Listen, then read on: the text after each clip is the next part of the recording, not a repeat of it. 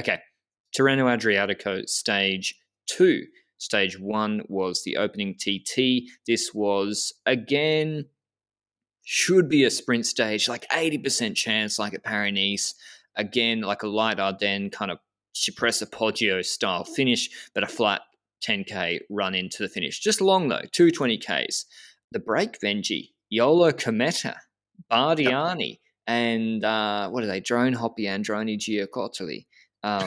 What was going on? Were they going for KOM or points? I couldn't tell. They're all attacking each other.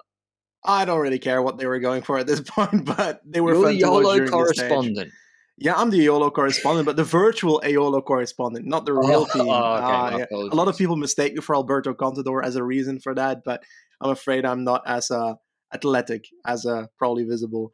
But on this stage, towards those last few hills, I was expecting perhaps some pure sprinters to drop, and that's where the likes of a Tim Merlier can be in danger, because we know that hills aren't necessarily his favorite cup of tea, and we thought that perhaps Bike Exchange was going to make a move there, but I didn't actually see too much by them. I mainly saw, for example, UAE doing something, and I was not expecting that, because while they have Ackermann as a sprinter that is not necessarily too likable to the hills as well, they started attacking with Marc Soler.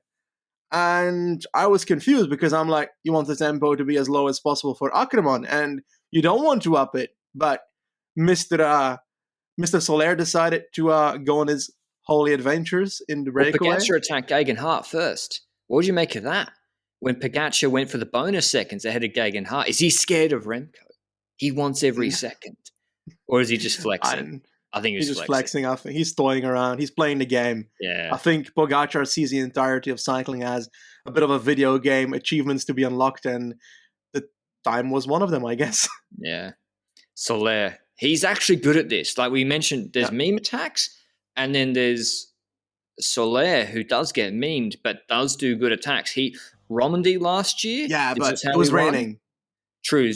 And I do think if it had been raining today, that makes a difference because the bunch goes slow. It wasn't. It was good weather. But yeah, this is how he wins. Vuelta over a descent.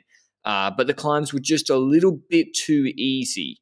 And that meant there's more domestiques to chase on the flat afterwards. That's why the difficulty of the final climb is really important. And the sprinters are less on the limit. If Ewan's at the back of the group about to drop, you can't put Sweeney or someone on the front to drive it max pace. But that wasn't the case. He did a good job of it, though, Soler, freed Soler, and he was caught with about 3 Ks to go. Groupama, though, Benji, they did most of the chasing for Demare, and yeah, I was surprised. Lotto must have been pretty happy. That being said, it really was a curious run into the sprint, and we see this often. 2 lead-out men. It happened also with Intermarché when Germar wasn't on the wheel. Ganna's driving it, but Viviani's nowhere there. And I'm like, why? Like, he must have known he's not on the wheel. And him driving it, it just makes it harder for Viviani to move up. Is there anything he should do differently there? Honestly, I didn't spot Viviani the entire stage, except for when Ganna at 2 kilometers to go was on the right side of the road making that tempo. Viviani was on the left side of the road in the wheel of Ackermann. So I wouldn't stay in the wheel of Ackermann. That's step 1 of trying to get better results in a stage like this. And he started moving back at that point. And from that point onwards, it's Ben Zwift that is the man for that team, because Viviani just doesn't come into the picture anymore for me. It was Israel that started taking it up with 1.6k to go as well, after Total Energy did quite a bit as well. Bike Exchange moving on the right, trying to bring up their sprinter. I think it's Groves on this parcours, knowing that they were aiming for a flat sprint and not for a pressured attempt on the hills earlier. They're probably not going for Matthews here. And Israel is very good at lining themselves up at 1.5 kilometers to go. But when it comes to the final sprint, they're always missing out. What do you think is the issue with the Israel terrain?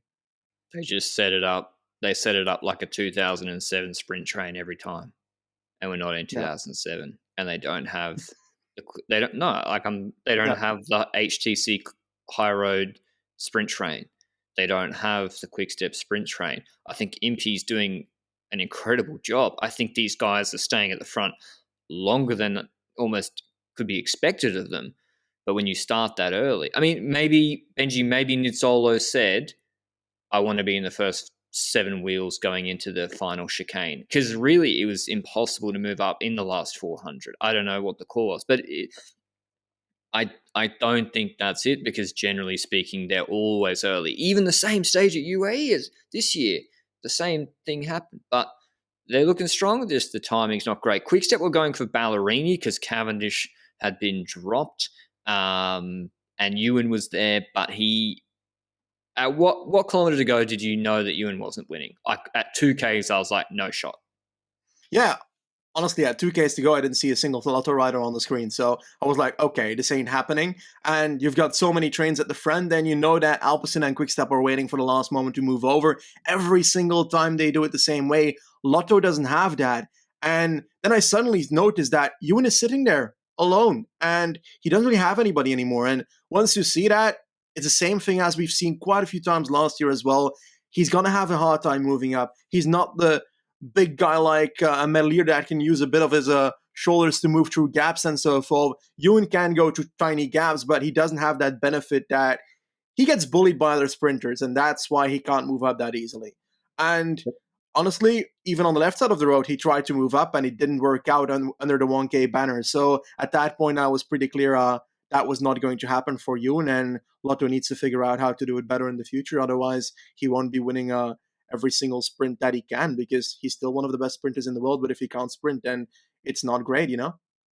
The best lead out came from Total Energy. Julien Simon, the last man, I think, for Peter Sagan. Sagan dropped off in perfect position, and it's a sweeping right-hand bend, which, why? We'll talk about that in a second. And he's got Groves, I think, on the wheel, near the wheel. He's got Consoni for Cofidis behind him, and Merlier lights it up on the left-hand side. Ballerini was there, and he and Sagan just didn't have the sprint compared to the pure sprinters. Merlier just sailed past them on the left-hand side. He eventually comes back around to the right because it's a right-hand bend on the finish line, and that opens up space for Groves and Coy. Coy came from nowhere. He was behind Ewan with 300 meters to go and lit the afterburners, and Groves didn't throw his bike, so Coy took out second ahead of him. Groves third, Sagan fourth, Consoni fifth, Bauhaus sixth, the Conti sprint killer, Ballerini seventh, Nizzolo eighth, Guarnieri ninth, the leader man for Demare, who came 17th. It's just a mess there right now. And then Drame 10th. Merlier, Benji, first win of the season. I mean, he looked fast. Looked the same as last year to me. He looks good. Quite certainly, and it's also in the way that he wasn't necessarily in the perfect position, but he found a gap on the left to move past, and that's a way that he won in the Bank Tour last year as well, with his positioning to get through gaps and therefore have an advantage in that final corner and get that final sprint in. So honestly, powerful performance. He's moving up when it comes to his form, I guess. He didn't look amazing in that sprint against, was it Jakobsen at that one stage? Was a bit an uphill sprint though. So, and Jakobsen is not exactly the worst sprinter in the world to be losing to, based on the results we've had so far. And when it comes to other sprinters in that sprint, Olaf Koy once again proving that he's a top 10 sprinter, if not more at this point. The guy gets from 20th position probably again. He gets from the same position that Caleb Ewan is in to second in the end. And he did that at UAE Tour as well. What is the issue there, you think? It's just he doesn't have a lead out. They got Jonas here and Koos. What's the Lotto team? Affini. He's basically got Jos, Van Emden, Tosh, Van der Sande, and Affini, which is not bad, but they're also not like, it's not like having Asgren and Co drop you off at 500 meters to go. But the speed is there. If you want my opinion on what Jumbo should do with Coy, I would send him Giro of Vuelta double. I'd send him with a 4 or 5 man lead out to the Giro. I'd have Roglic leading him out, third last man Vuelta, and Roglic can probably still win the Vuelta for the 4th time in a row. I know you think. I think double Grand Tour sounds outrageous. It'll never happen, but yeah, Giro. I think they're like, because Yeah. What else? I'd send him to a Grand Tour at least. Like, Oh, at you the would? moment, I'm not sure which one he would go to. Like, is he even going to a Grand Tour at this point? We don't know. He needs to go to a Grand Tour. I think Giro, because Vuelta, like Roglic, can win 5 stages, and Yeah. if Pog's going, they need the horses. Yeah, Giro and is looking a bit light. there's space as well because you've got Yeah, Dumoulin and Phosphor GC, or whether Dumoulin still fits in that category at the moment, we don't know yet. But when it comes to the other candidates in the squad to go there, well, I'd say there's space for Koy to be there. Even if you don't send the lead out there, I'd still do it.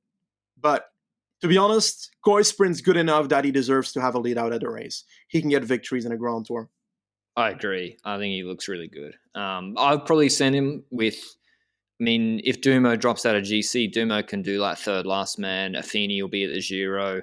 They'll have Van Emden or someone, and maybe Decker will go. And then Bowman and Co for the mountains to see how they go. But yeah, keen to see how he progresses. 20 years old. He looks like an absolute burner, Olav Koy.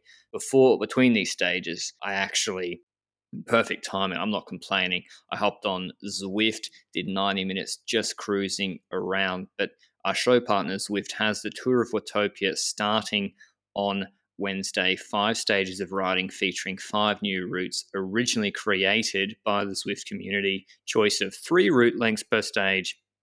So plenty of opportunity to find your bunch whilst you level up with the double XP on offer. But tomorrow is stage 3 from Merlo to Terni, 170 Ks.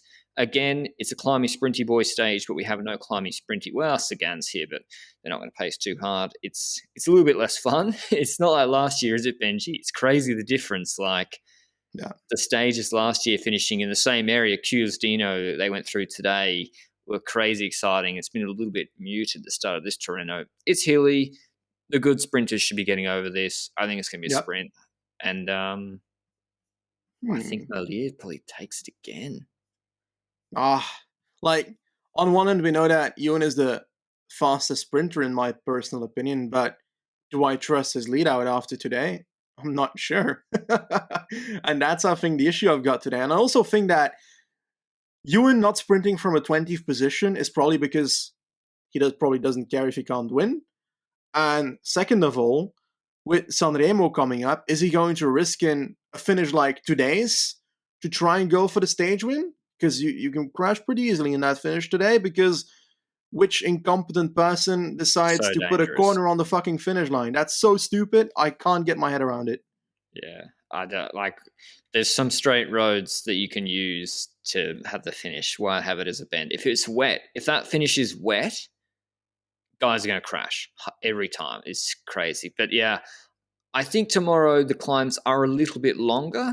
If my sprinter, I don't know how well Koy climbs, but if I have a sprinter who's in good shape, I would be pushing hard. I think you can drop Cavendish on these climbs and try and put pressure on Ewan, because they're 5, 6 Ks long, 7 Ks long, where you can really try and put them under pressure. They're just a bit shallow. We'll see. Hopefully there's a bit more aggression for the sprinters.